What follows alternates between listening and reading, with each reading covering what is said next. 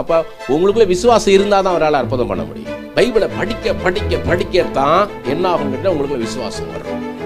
உங்களுக்கு யாருன்னு ஓரல் ஆப்ஷனே தெரியல, கேள்விப்பட்டிருக்கிறான், ஆனால் அவர் உருவம் எப்படின்னு உனக்கு தெரியல. ஓரல் ஆப்ஷன் ஊழியக்காரர் இருக்காரு, அவர் வெளியே வரக்காக காத்துக்கிட்டு இருக்கிறேன். ஏன்னா என்ன நல்லா உள்ளே போக முடியல, அவர் வெளியே வரக்காக காத்து. அவர் வெளியே வந்து என்னன்னா, எனக்கு அவர் ஜெபம் பண்ணால் நான் சரியாயிடுவேன் சொல்கிறார் Oral Roberts. I don't have that ஃபெய்த்ன்றார். எனக்கு அந்த விசுவாசம் இல்லை, ஆனால் அந்த பையனுக்குள்ள அந்த விசுவாசம் இருந்துச்சான். ஆண்டவரே, இவன் விசுவாசத்தின்படி உனக்கு சுகத்தை தாரும்னா அவன் சுகமாய் ஊனுவாள் இல்லாமல் நடந்து போயிட்டான். கர்த்தர் லாஸ்ட் மினிட்ல ஹெல்ப் பண்ணுவார். கடைசி நேரத்துக்கு நம்மளை பார்ப்பாருங்க. அடுத்த லெவல் அடுத்த லெவல். ஏன்னா விசுவாசம் வளரணும். அடுத்த லெவல். எனக்கு அன்னைக்கு 13,000 ரூபாய்க்கு எனக்கு விசுவாசம் இருந்துச்சு, இன்னைக்கு எனக்கு எப்படி இருக்கணும்?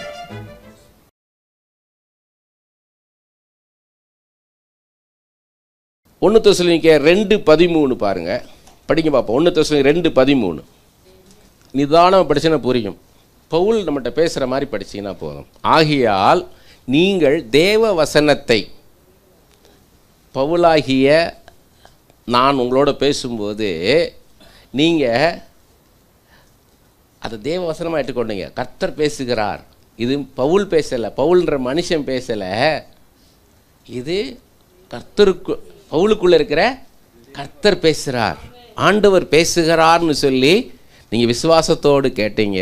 அதுக்காக நான் தேவனுக்கு ஸ்தோத்திரம் செலுத்துகிறேன். அப்படி விசுவாசிக்கிறவர்களுக்கு அது பேலன்ஸ் செய்யும். ஆமென். அப்போ நீங்கள் பேசும்போது, நான் பேசும்போது ஒரு மனுஷன் தான் பேசுகிறான்னு கேட்டிங்கன்னா உங்களுக்கு ஒன்றுமே நடக்காது. இது ஆண்டவர் என்னோட பேசுகிறார்னு விசுவாசிச்சுன்னா அது மாதிரி உங்களுக்கு நடக்கும். ஆமென். எபிரேயர் 4:2 ஏனெனில் சுவிசேஷம் அவர்களுக்கு அறிவிக்கப்பட்டது போல நமக்கும் அறிவிக்கப்பட்டது. கேட்டவர்கள் விசுவாசம் இல்லாமல் கேட்டபடியினால் அவர்கள் கேட்ட வசனம் அவர்களுக்கு பிரயோஜனப்படவில்லை. விசுவாசம் இல்லாமல் கேட்டதுனால என்ன ஆகலை? அவங்களுக்கு பிரயோஜனப்படலை.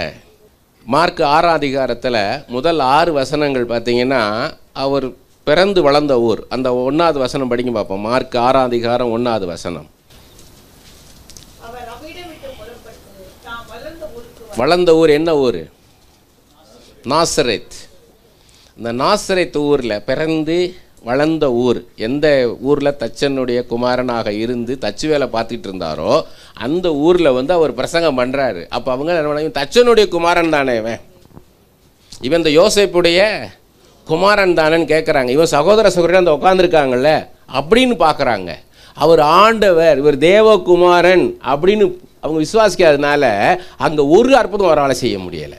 சில பேரை தொட்டு சுகப்படுத்தினார் ஒழிய ஒரு அற்புதம் அவரால் செய்ய முடியலை. அப்போ உங்களுக்குள்ள விசுவாசம் இருந்தால் தான் அவரால் அற்புதம் பண்ண முடியும். ஆமென். அப்போ எந்த அளவுக்கு நீங்கள் பைபிளை படிக்கிறீங்களோ அந்த அளவு தான் உங்களுக்கு அந்த அற்புதம் நடக்கும். ஆமென்.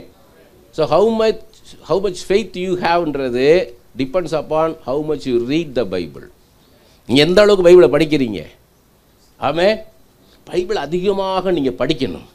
பைபிளை படிக்க படிக்க படிக்கத்தான் என்ன ஆகுங்கிட்ட உங்களுக்குள்ள விசுவாசம் வரும்.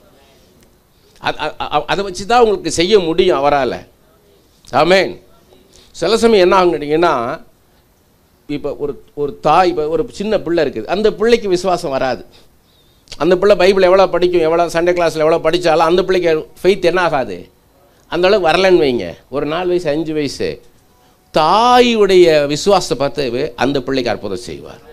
ஆமென். மார்க் 2 ஒரு திமிர்வாதக்காரன் என்ன பண்ணுறாங்க, கூரியை பிரித்து உள்ளே இறக்குறாங்க. அப்போ என்ன பண்ணுறாரு, அவர்கள் விசுவாசத்தை கண்டு, ஆமென், அவர்களுடைய விசுவாசத்தை பார்த்து என்ன பண்ணுறாரு, இறக்குறவங்களுடைய விசுவாசத்தை பார்த்து அவனை சுகப்படுத்துகிறார். ஏன்னா இந்த இயேசு கிறிஸ்துவை கொண்டு போயிட்டா போது இவர் அற்புதம் பண்ணிடுவார்.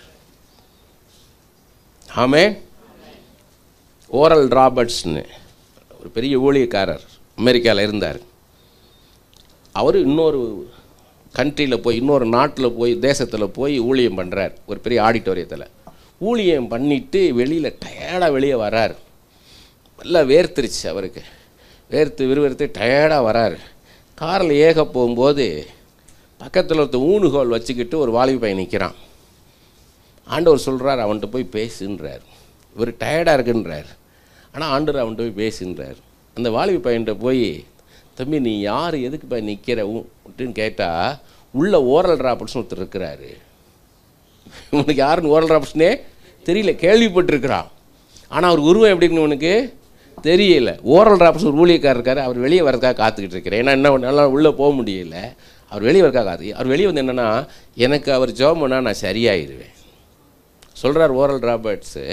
ஐ டோன்ட் ஹேவ் தட் ஃபெய்த்ன்றார். எனக்கு அந்த விசுவாசம் இல்லை, ஆனால் அந்த பையனுக்குள்ளே அந்த விசுவாசம் இருந்துச்சான். ஆண்டவரே, இவன் விசுவாசத்தின்படி உனக்கு சுகத்தை தாரும்னா அவன் சுகமாகி ஊனுகால் இல்லாமல் நடந்து போயிட்டான். ஒரு வீட்டில் வாடகைக்கு இருந்தோம் சில வருஷங்களுக்கு முன்பு. அந்த வீட்டு வாடகை 13,000 ரூபா. அந்த ஹவுஸ் ஓனர் சென்னையில் ஒரு வெளியில் அவுட்டரில் இருக்கிறார். ஒவ்வொரு மாதம் கடைசி நாள் ஃபோன் பண்ணுவார், நாளைக்கு காலையில் நான் வரேன்னு. எதுக்கு? வாடகை வாங்குறாருன்ட்டு. ஒரு நாள் ஃபோன் பண்ணுறாரு, நான் வாரேன்னு வாங்கன்ட்டேன். என் கையில் இருந்தது 3,000 ரூபா தான். 13,000 ரூபா கொடுக்கணும், எனக்கு 10,000 ரூபா வேணும். அன்றைக்கி பைபிள் ஸ்டடி எடுத்துகிட்டு இருக்கேன் வீட்டில். ஒரு 20-25 பேர் வருவாங்க, பைபிள் ஸ்டடி எடுக்கிறேன். யாரும் காணிக்க கொடுக்கல. அவங்கெல்லாம் போயிட்டாங்க. கடைசியாக ஒரு ஃபேமிலி வந்தாங்க.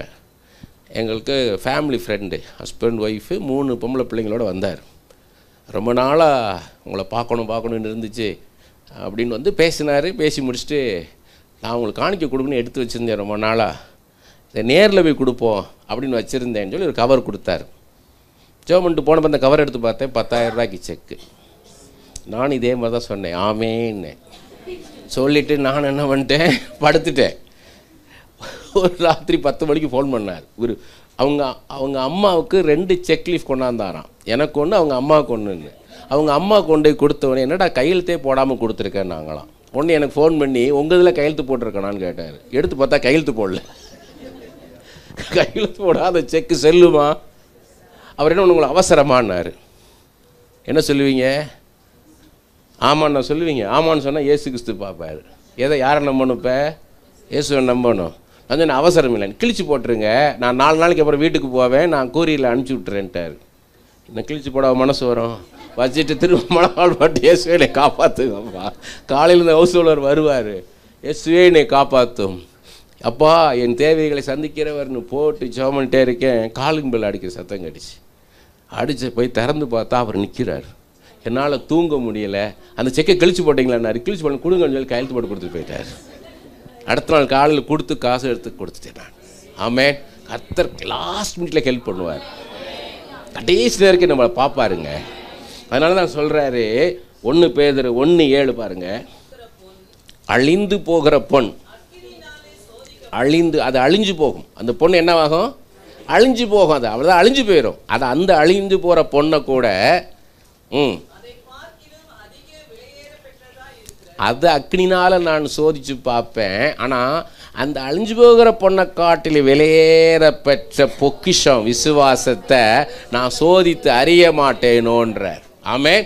நம்மளை பலப்படுத்துறதுக்காக தாங்க சோதித்து அறிவேன்னு. என்ன அர்த்தம்? நம்மளை பலப்படுத்துறதுக்காக தாங்க. ஆமென். நம்மளை விசுவாசத்தில் பழக்கிறார். நம்மளை அடுத்த லெவல். ஏன்னா விசுவாசம் வளரணும். அடுத்த லெவல். எனக்கு அன்னைக்கு 13,000 ரூபாய்க்கு எனக்கு விசுவாசம் இருந்துச்சு. இன்னைக்கு எனக்கு எப்படி இருக்கணும்?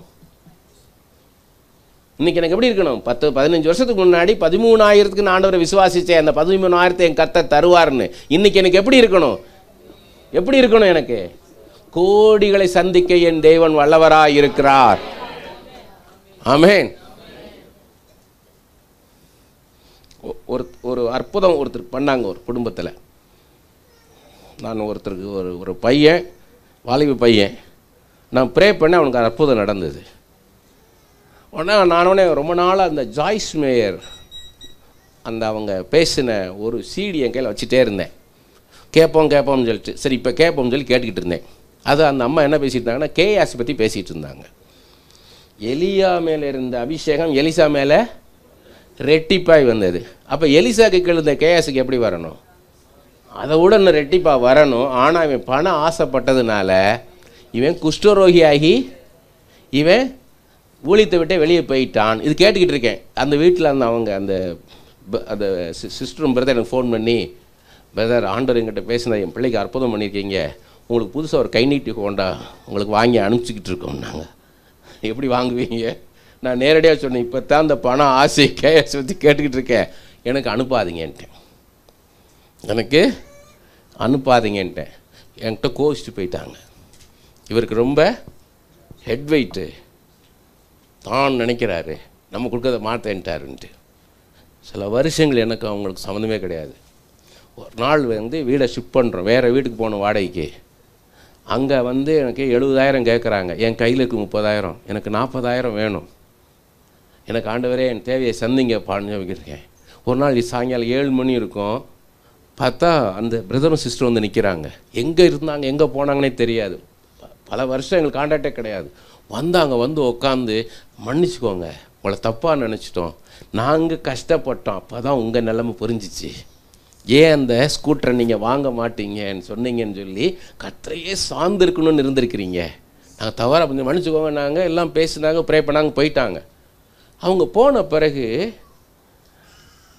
ஏன் என் பைபிள் எடுத்து வச்சுருந்தாங்க. இவங்களுக்கு காஃபி கொடுக்குறதுக்காக என் ஒய்ஃப்ட்ட போய் அவங்களுக்கு காஃபி கொடுன்னு போய் சொல்லிட்டு வரும்போது ஏன் பைபிள் எடுத்து வச்சுருந்தார். அவர் பரட்டிக்கிட்டே இருந்தார். எதுக்கு ஏன் பைபிள் எடுத்து பரட்டினா பார்த்தா உள்ள 40,000 செக் இருந்துச்சு. நான் ஃபோன் பண்ணேன், என்ன பார்த்தீங்கன்னா நாங்கள் கொடுத்தா வாங்க மாட்டீங்க.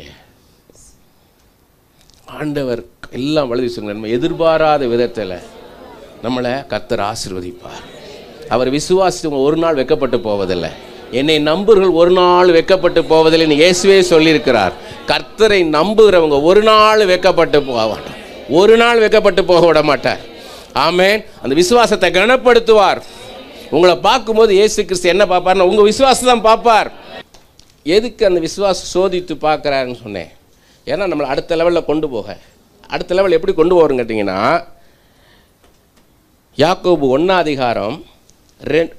2 முதல் 4 வசனம் பாருங்க. யாக்கோபு 1 2 முதல் 4 வசனங்கள். நீங்கள் பலவிதமான சோதனைகளில் அகப்படும் போது உங்கள் விசுவாசத்தின் பரீட்சையானது பொறுமையை உண்டாக்கும். விசுவாசத்தின் பரீட்சை என்ன பண்ணுமா? பொறுமையை உண்டாக்கும். அதை மிகுந்த சந்தோஷமாக எண்ணுங்கள். மிகுந்த சந்தோஷமா எண்ணுங்க. நீங்கள் ஒன்றிலும் குறைவுள்ளவர்களாயிராமல் பூரணராயும் நிறைவுள்ளவர்களாயும் இருக்கும்படி பொறுமையானது பூரண கிரியை செய்யக்கடவது. ஆமென். உங்களில் ஒருவன் போதும். பொறுமை. விசுவாசத்தின் பரீட்சை என்ன தருது நம்மளுக்கு? விசுவாசத்தின் பரீட்சை என்ன அர்த்தம்? நான் விசுவாசிக்கிறேன், இப்போ நடந்திருந்த காரியம்ட்டு நடக்கலை, இப்போ நடந்துன்னு நினைக்கிறேன், இந்த மாதம் நடக்கணும்னு நினைக்கிறேன், நடக்கலை, அடுத்த மாதம் நடக்கணும்னு நினைக்கிறேன், நடக்கலை, இந்த வருஷம் நடக்கணும்னு நினைக்கிறேன், நடக்கலை. அப்போ ஆனால் என்ன பண்ணுறேன்? நான் விசுவாசத்துக்காக காத்துக்கிட்டே இருக்கேன், ஆண்டவருக்காக காத்துட்டே இருக்கேன். அப்போ எனக்கு என்னன்னா பொறுமை உண்டாகுது. ஆமென். இந்த பொறுமை வரும்போது பூரணமாயிரும். நிறைய பேருக்கு என்ன ஆகும்னு கேட்டிங்கன்னா, எனக்கு ஆண்டவர் சொன்னார் செய்யவே மாட்டேங்கிறாரே. அப்போ அவங்களுக்கு என்ன இல்லை? பூர்ணமான விசுவாசம் கிடையாது. அப்போ விசுவாசமும் பொறுமையும் சேரும்போது தான் பூர்ணமான விசுவாசம். ஆமென். எனக்கு கர்த்தர் செய்வாருங்க, சரியான வேளையில் செய்வார். எனக்கு சரியான வேளையில் செய்வார். அவருக்கு தெரியும் எனக்கு எப்போ என்னை உயர்த்தணும், எப்போ அந்த ஸ்தானத்தில் நீ உட்கார வைக்கணும்னு அவருக்கு தெரியும். நம்மளை டியூன் பண்ணுவார். நம்மளை டியூன் பண்ணி தான் அந்த இடத்துல உட்கார வைப்பார். மோசேயை 40 வருஷம் வனாந்திரத்தில் வச்சுருந்தார். ஏன்? 40 வருஷம் அரண்மனையில் இருந்தார். சொல்லிட்டாரு, மரியா மூலமாக தெரிஞ்சிருச்சு மோசேக்கு நம்ம தான் அந்த ஜனங்களை வழிநடத்த போகிறோம்னு. உடனே அந்த ஊழியத்தை ஏன் கொடுக்கல? ஏன்? அந்த 40 வருஷம் வனாந்திரத்தில் பொறுமையை கற்றுக் கொடுத்தார். ஏன்னா அடுத்த 40 வருஷம் முறுமுறுக்கிற ஜனங்களை அவர் நடத்தணும், சகிச்சு கொள்ளணும். எப்படி இருக்கு யோசித்து பாருங்க. இப்போ மோசே யோசித்து பாருங்க, உங்கள் கொஞ்சம் பேர்த்தையும் இவ்வளோ பேர் போராடுறார். மோசே யோசித்து பாருங்க, அவரை சுற்றி எத்தனை பேர் இருந்தாங்க? 6 லட்சம் புருஷர் மொத்தம் கவுண்ட் பண்ண என்ன ஆகும்? லேடிஸு பிள்ளைகள்லாம் கவுண்ட் பண்ணால் 20 லட்சம் பேர் இருப்பாங்க. 20 லட்சம் பேர்த்து அவர் எப்படி போராடி இருப்பார்? என்னை உற்சாகப்படுத்துங்கன்னு, என்னை உற்சாகப்படுத்த என் கூட வாங்க. என்ன ஒருத்தன் நாங்கள் அங்கே இருந்தால் நான் நல்லா இருக்கோம், எகிப்தில் இருந்தால் நல்லா இருந்திருக்கோம், நாங்கள் நான்வெஜ் சாப்பிட்ருப்போம், இங்கே வந்து வெறும் மண்ணாவை கொடுக்குறீங்க. இவன் என்ன உழைச்சானா விதைச்சானா? மண்ணா வருது. ஆனால் அவனுக்கு அந்தபடி அருமை தெரியல. அப்போ நம்ம by faith only everything we have to get from God. Amen. அப்போ உங்களுக்கு டெம்டேஷன் இல்லாமல் ஆக்குறாரா இல்லையா? மற்றவங்களுடைய வசதியை பார்க்கும்போது அப்படி இல்லையேன்னு நினைக்கிறீங்களா இல்லையா? எனக்கு என்ன வேணுமோ கர்த்தர் எனக்கு தருவார், எனக்கு கர்த்தர் தருவார் நினைக்கிறீங்களா இல்லையா? இது எப்போ தெரியுமா விசுவாசம் தெரியும்? அங்கே ஜீசஸ் கால்ஸில் வேலை பார்த்துட்ருக்கேன் 2000. அப்போ வந்து இரும்பு சேர் இருக்கும் ரிசப்ஷனில், இரும்புலேயே இருக்கும், 5 சேர் அப்படி சேர்ந்து இருக்கும். நீங்கள் தூக்கணும்னா 4-5 பேர் சேர்ந்து தூக்கினாலும் தூக்க முடியும், சாதாரணமாக தூக்க முடியும், அவ்வளோ வெயிட்டாக இருக்கும். இப்படி வரிசையாக இருக்கும், அதில் எல்லாம் உட்காந்துருக்காங்க. உட்காந்து என்ன பண்ணுவோன்னா ப்ரேயர் ரெக்வஸ்ட் எழுதி கொடுப்பாங்க. அப்போது ஒருத்தர் பிசாசு பிடிச்ச ஒரு மனுஷன் அதை ஒரு கையில் தூக்கி இப்படி ஒரு நோட்டை தூக்கி இப்படி சுற்றிக்கிட்டு இருக்கிறான். அப்படி விட்டான என்ன ஆகும்? எல்லாம் செதறி ஓடுறாங்க. அவ்வளோ பேர் செதறி ஓடுறான் பயந்து போய். அவன் போய் சுற்றுறான், சாதாரணமாக சுற்றுறான். அவனுக்குள்ளே இருக்க பிசாசு. அப்போ எல்லாம் ஒன்று ஒருத்தரை கூப்பிட்டாங்க, அவரை கூப்பிடுங்க, அவர் கூட அந்த பிரதரை கூப்பிடுங்க. அவர் இயேசுவின் நாமத்தில் இவனை விட்டு வெளியே வா அப்படின்னாரு. போட பிசாசு போடாச்சு. உடனே அவரை கூப்பிடுங்க. இன்னொருத்தர் வந்தார். In the name of Jesus I command you, come out of this body. போட. எல்லாருமே பதறிக்கிட்டு நின்றுருக்காங்க. கூட்டம் அவ்வளோ கூட்டம் பதறி போய் திடீர்னு அந்த மனுஷன் டமார்னு போட்டு ஐயோ வந்துட்டாருன்றான். நான் ஓடி போய் அங்கேருந்து பார்க்குறேன். தூரத்தில் காரில் வந்து டிஜிஎஸ் தினகரன் இறங்குறார். ஒரு கால் எடுத்து கீழே வச்சுருக்காரு. அவ்வளவுதான். இங்கே இவன் கத்துறான். வந்தார். வந்து எப்படி விரட்டினார் தெரியுமா? நல்லா சொல்கிறாரேன்னு பார்க்குறாங்க. எப்படி விரட்டினாரு? கதையாக சொல்லிட்டு இருக்கேன். எப்படி விரட்டினார்? அவர் ஒன்றும் பண்ணல. வந்தார். உனக்கு இங்கே என்ன வேலை, வெளியே போனார். இப்படியே தாங்க சொன்னார். உனக்கு இங்கே என்ன வேலை, வெளியே போனார். தொப்புன்னு விழுந்தாங்க. விழுந்த உடனே அவனுக்கு தண்ணி தெளிங்க. என்ன தண்ணி தெளிச்சுட்டு அவனுக்கு இந்த கேன்டீன்லேருந்து ஏதாவது இட்லி தோசை என்ன பிடிக்கும் கொடுத்து ரூம் கூப்பிட்டு வாங்கன்ட்டு வந்துட்டார். ஒரு மணி நேரம் கழித்து அவர் வீட்டுக்கு அந்த ரூமுக்கு கூப்பிட்டு வந்தாங்க. அந்த பிசாசு விரட்டினது, பிசாசு இருந்துச்சு, எத்தனை பிசாசு உங்களுக்கு இருந்துச்சு தெரியுமா? அந்த பிசாசு இந்த பிசாசு ஒன்று விரட்டினது தெரியுமா? அதெல்லாம் ஒன்றுமே சொல்லலை. பிசாசு கதையே பேசலை. அவர் மகளுக்கு திருமணம் செய்யணுமா, தூத்துக்குள்ளேருந்து வந்திருக்கிறார். அதுக்கு ஒரு ஜெபம் பண்ணார். எத்தனை கோடி ஜனங்க இருக்காங்க ஆண்டவரே, இந்த மகளுக்கு ஒரு பையனை கொடுப்பது லேசான காரியம். தூத்துக்குள்ளேருந்து என்னை தேடி வந்திருக்கார். இந்த தினகரன் ஜெபிச்சா நடக்கும். இயேசுவே அப்படியே செய்யுங்கப்பா அப்படின்னாரு. சொல்லிவிட்டு அடுத்த வருஷம் ஒரு பிள்ளையோட ஒரு பேரனோட நீ இருப்பேன்ட்டார்.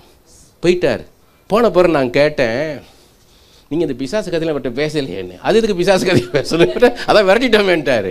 சரி, மிச்சவங்கெல்லாம் விரட்ட முடியல, நீங்கள் வந்து அவன்கிட்ட அந்த பிசாசு ஓடிச்சு அப்படின்னு கேட்டேன். நான் தொடர்ந்து இருக்கிற உபவாசமும் ஜபமும். இதான் மத்தேயு 17:21 இயேசு கிறிஸ்து சொல்கிறாரு. சீசரால் ஏன் விரட்ட முடியலும்னா, இது உபவாசத்தினாலும் ஜபத்தினாலும் அன்றி போகாது. ஆனால் அதுக்கு முதல்ல தொடக்கம் என்ன சொல்கிறாரு? மாறுபாடு உள்ள விசுவாசம். உங்கள்கிட்ட விசுவாசம் இல்லையே, அப்போ தான் கடுகளவு விசுவாசம் வேணும்ன்றார். ஆமென். நம்மளுக்கு விசுவாசம் இருந்தால் தான் கர்த்தரால் எதையும் செய்ய முடியும். இந்த விசுவாசம் இருந்துச்சுன்னா உங்களுக்குள்ள சந்தேகம் இருக்காது, பயம் இருக்காது, தயக்கம் இருக்காது, இருமனம் இருக்காது, குழப்பம் இருக்காது, சோர்வு இருக்காது, திடன் உண்டாகும், உறுதி உண்டாகும். ஆமென். அது வேதத்திலிருந்து வந்ததாக இருக்கணும். என்ன சொல்லணும்? வசனத்தை சொல்லி சொல்லணும். எப்படி சிஸ்டர் உங்களுக்கு இது நடக்கும்ன்றீங்க? இந்த வசனத்தை இப்படி சொல்லியிருக்காரு இல்லையா, இந்த விஷயத்தை இப்படி நடந்திருக்கு இல்லையா வேதத்தில், அதன்படி எனக்கு செய்வார். ஆமென். எலியாட்டேருந்து என்ன கற்றுக்கிட்டோம்? எலியாட்டேருந்து என்ன கற்றுக்கணும்? இல்லை, விசுவாசம். எலியாவோட விசுவாசம் எப்படி? அவர் டெய்லி காலையிலையும் சாயங்காலமும் அந்த அப்பம் வந்து அந்த காகம் வந்து அப்பத்தையும் இறைச்சியும் கொடுக்கும் இல்லையா? அப்படி 3 வருஷம் அப்படி இருந்திருக்கிறாரு இல்லையா? அப்போ அவர் வந்து என்ன சொல்கிறாரு? அந்த காகத்தை நம்பி அவர் இல்லை. அந்த காகத்தோட பேச முடியுமா? அவர் காலையில் வருது, அப்பம் இறைச்சியும் கொண்டு வருது, இது பாயில் பண்ணியிருக்கா கேட்க முடியுமா? அதுகிட்ட இது வந்தால் வேந்திருக்கு. ஆனால் பக்கத்தில் இருந்தாங்கன்னு வைங்க, நம்ம சிஸ்டர்ஸ் இருந்தாங்க, ஏங்க ஒழுங்காக வெந்துச்சு என்னமோ, அது காக்கா வாய் வச்சுது, அது வெந்துச்சு என்னமோ பாருங்கள், அது ஹாஃப் பாயிலாக இருக்க போகுது, பச்சையாக இருக்க போகுது, ஏதாவது கேட்க முடியுமா? எலியா கேட்டுருதான்னு வைங்க, அது என்ன ஸ்கா ஸ்கா ஸ்கான்னு இருக்கும். எலியா தான் பேச முடியுமா? நீங்கள் சாயங்காலம் வருவியான்னு கேட்டால் என்ன பண்ணுவது? இந்த பிரதர் கேட்டு சாயங்காலம் வருவேன்னு, நான் வருவேன் வரமாட்டேன்னு சொல்லுவார். காக்காட்ட கேட்க முடியுமா? நம்ம எலியாட்ட கேட்டுங்க, ஒரே காக்கா தான் வந்துச்சா இல்லை வேறு காக்கா வந்துச்சு? நம்ம வேறு காக்கா வந்துச்சுன்னாரு. ஒரே காக்கா வரும். ஏன் அப்படி நடத்துனாரு? அந்த காகத்தை நம்பி அல்ல, அது கொண்டு வர அந்த அப்பத்தையும் இறைச்சும் இல்லை, இது எல்லாவற்றையும் நடத்தின கர்த்தரையே சார்ந்து கொள்ளும்படியா அப்படி தான் நம்மளை நடத்துவார். ஆமே.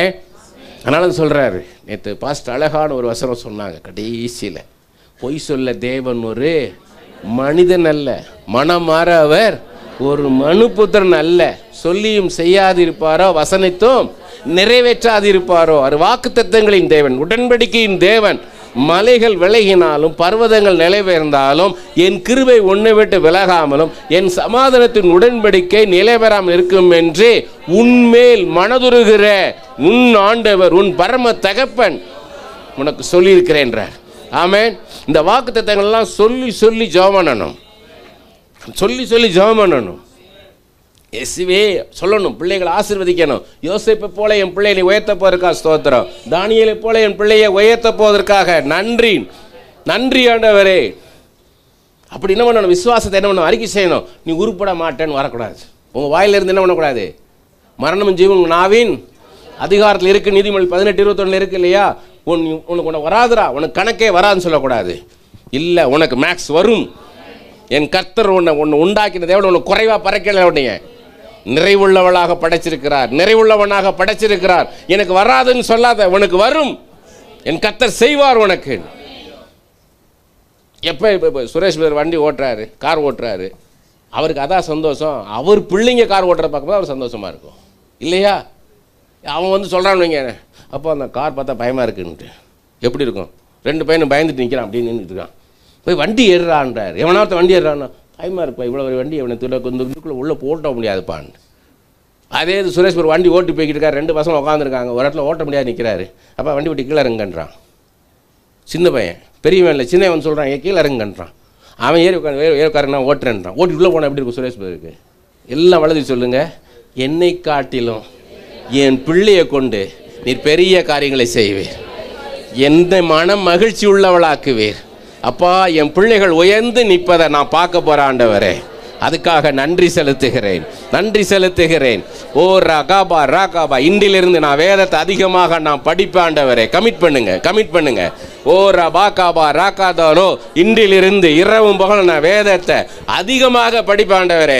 ஒரு நாளைக்கு 10 அதிகாரம் 15 அதிகாரம் உபவாசமாக இருக்கும்போது 30 அதிகாரம் 40 அதிகாரம் ஏசாயா முழு புஸ்தகத்தையும் ஒரே நாளில் என் உபவாசத்தின் போது நான் படிப்பேன் ஆண்டவரே. எரேமியா புஸ்தகம் முழுவதையும் படிப்பேன், யோபு புஸ்தகம் முழுவதையும் நான் படிப்பேன் ஆண்டவரே. இயேசுவே, இயேசுவே, எனக்கு அந்த கிருபையை தாரும் ஐயா, அந்த கிருபையை தாரும். நான் எவ்வளவு வேதத்தை படிக்கிறேனோ அவ்வளவாக உம்மை அறிந்து கொள்வேன். உம்மை எவ்வளவாக நான் அறிந்து கொள்கிறேனோ அவ்வளவாக எனக்கு விசுவாசம் வரும் ஆண்டவரே. அந்த விசுவாசத்தினாலே உம்மை நான் நேசிப்பேன் ஆண்டவரே. உம்மிடத்தில் நான் கேட்கும் போது இனி அப்பா வேதத்தின் வசனங்களை சொல்லி சொல்லி நான் கேட்பேன் ஆண்டவரே. இதன்படி எனக்கு தாரும். நான் விசுவாசிக்கிறேன், என்னை கொண்டு நீர் பெரிய காரியங்களை செய்ய முடியும். என் பிள்ளைகளை உயர்த்த வல்லவராய் இருக்கிறீர். இந்த வியாதி நீக்கி போட நீர் வல்லவராய் இருக்கிறீர். தடைபட்ட இந்த காரியத்தை நிச்சயமாக உடைப்பீரப்பா. அதுக்கு ஒரு முடிவு உண்டு. என் நம்பிக்கை வீண் போகாது. உம்மேல நான் வச்சிருக்கிற நம்பிக்கை வீண் போகாது.